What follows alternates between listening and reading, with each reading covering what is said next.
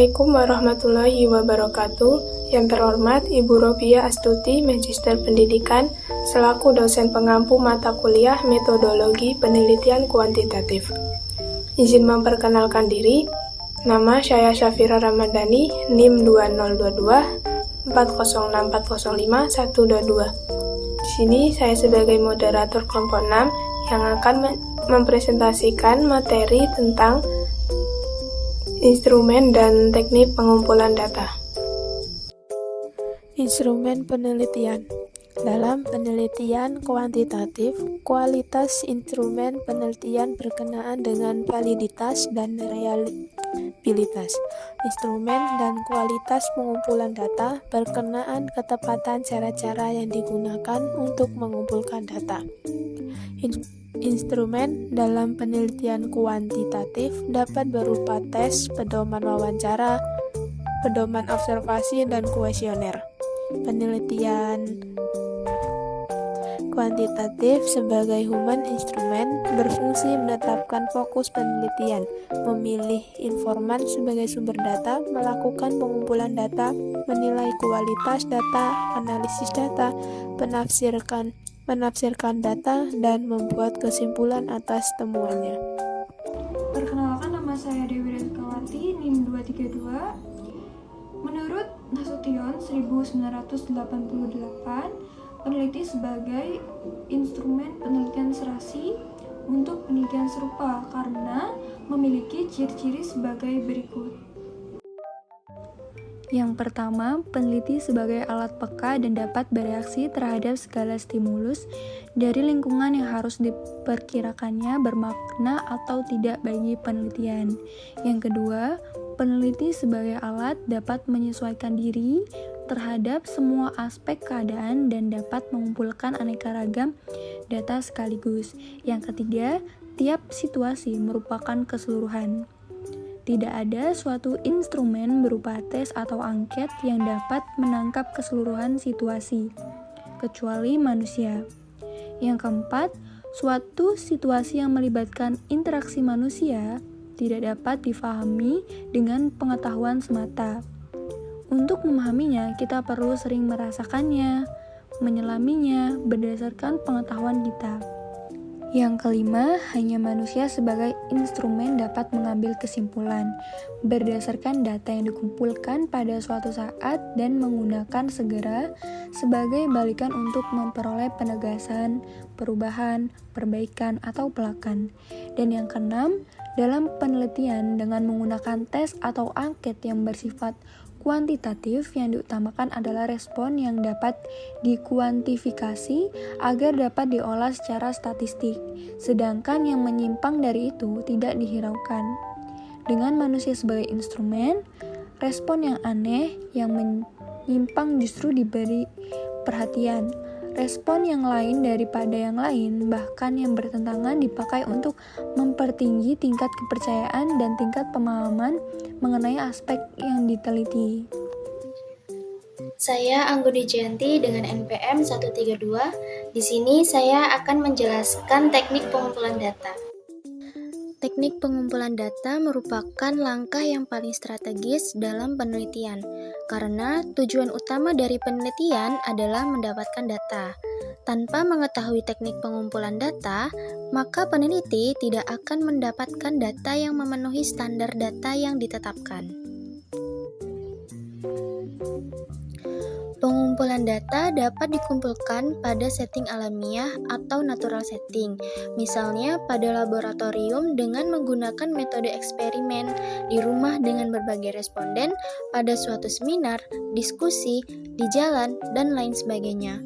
Bila dilihat dari sumber datanya, maka pengumpulan data dapat menggunakan sumber primer dan juga sumber sekunder. Sumber primer adalah sumber data yang langsung memberikan data kepada pengumpul data, dan sumber sekunder merupakan sumber yang tidak langsung memberikan data kepada pengumpul data, misalnya lewat orang lain atau lewat dokumen.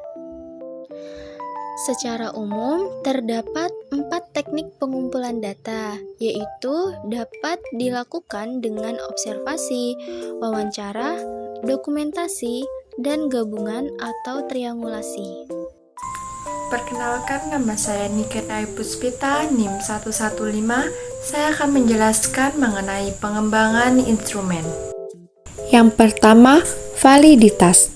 Secara khusus, Allen dan Yen menyatakan bahwa validitas dari suatu perangkat tes dapat diartikan merupakan kemampuan suatu tes untuk mengukur apa yang seharusnya diukur. Ada 3 tipe validitas, yaitu validitas isi, validitas konstruksi, dan validitas kriteria. Selain itu, menurut Aswar, terdapat 2 macam validitas isi, yaitu validitas kenampakan dan validitas logika. Validitas isi berarti sejauh mana suatu perangkat tes mencerminkan keseluruhan kemampuan yang hendak diukur, yang berupa analisis rasional terhadap domain yang hendak diukur. Validitas kenampakan didasarkan pada pernyataan apakah suatu butir dalam perangkat tes mengukur aspek yang relevan dengan domainnya. Validitas logika berkaitan dengan kesamaan batasan pada domain yang hendak diukur dan merupakan jawaban apakah keseluruhan butir merupakan sampel representatif dan dari keseluruhan butir yang mungkin dibuat. Yang kedua, tingkat kesukaran. Tingkat kesukaran butir soal adalah persentase atau proporsi dari peserta tes untuk menjawab benar suatu butir soal. Besarnya tingkat kesukaran berkisar 0,00 sampai 1,00. Semakin besar tingkat kesukaran yang diperoleh dari hasil hitungan, berarti semakin mudah soal itu dan soal itu harus direvisi. Tingkat kesukaran butir soal memiliki 2 kegunaan, yaitu kegunaan bagi guru dan kegunaan bagi penguji dan pengajaran. Yang pertama, kegunaan bagi guru adalah sebagai pengenalan konsep terhadap pembelajaran ulang dan memberi masukan kepada siswa tentang hasil belajar mereka. Yang kedua, memperoleh informasi tentang penekanan kurikulum atau mengecek terhadap butir soal yang bias. Adapun kegunaannya bagi pengujian dan pengajaran adalah yang pertama, pengenalan konsep yang diperlukan untuk diajarkan ulang. Yang kedua, mengecek terhadap kelebihan dan kelemahan pada kurikulum sekolah. Yang ketiga, memberi masukan kepada siswa. Dan yang terakhir, mengecek kemungkinan adanya butir soal yang bias. Perkenalkan, nama saya Sikfatir Maulana, NIM 222. Baik, di sini saya akan menyampaikan tentang pengembangan instrumen. Yang pertama, daya pembeda. Daya pembeda soal adalah kemampuan suatu butir soal yang dapat dibedakan siswa yang telah menguasai materi yang ditanyakan dan siswa yang tidak atau kurang tahu belum menguasai materi yang ditanyakan. Manfaat pembeda butir soal adalah sebagai berikut. Yang A, untuk meningkatkan mutu setiap butir soal melalui data empiriknya berdasarkan indeks daya pembeda. Setiap butir soal dapat diketahui apakah butir soal itu baik, direvisi atau ditolak. Yang B, untuk mengetahui seberapa jauh setiap butir soal dapat mendeteksi atau membedakan kemampuan siswa, yaitu siswa yang telah memahami atau belum memahami materi yang diajarkan guru. Apabila suatu butir soal tidak dapat membedakan kedua kemampuan siswa itu, maka butir soal itu kemungkinan seperti berikut. Yang kedua, reliabilitas. Re0 12.006.280 menyatakan bahwa reliabilitas mengacu pada konsistenan atau kestabilan hasil penilaian. Namun secara singkat, Cohen menyatakan bahwa Reliabilitas sebagai kestabilan.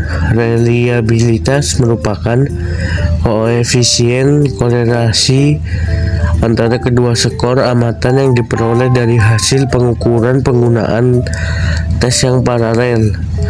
Dengan demikian, pengertian yang dapat diperoleh dari pernyataan tersebut adalah suatu tes atau reliable yang dapat hasil pengukuran mendekati keadaan peserta tes yang sebenarnya. Sekian materi dari kelompok kami, saya akhiri. Wassalamualaikum warahmatullahi wabarakatuh.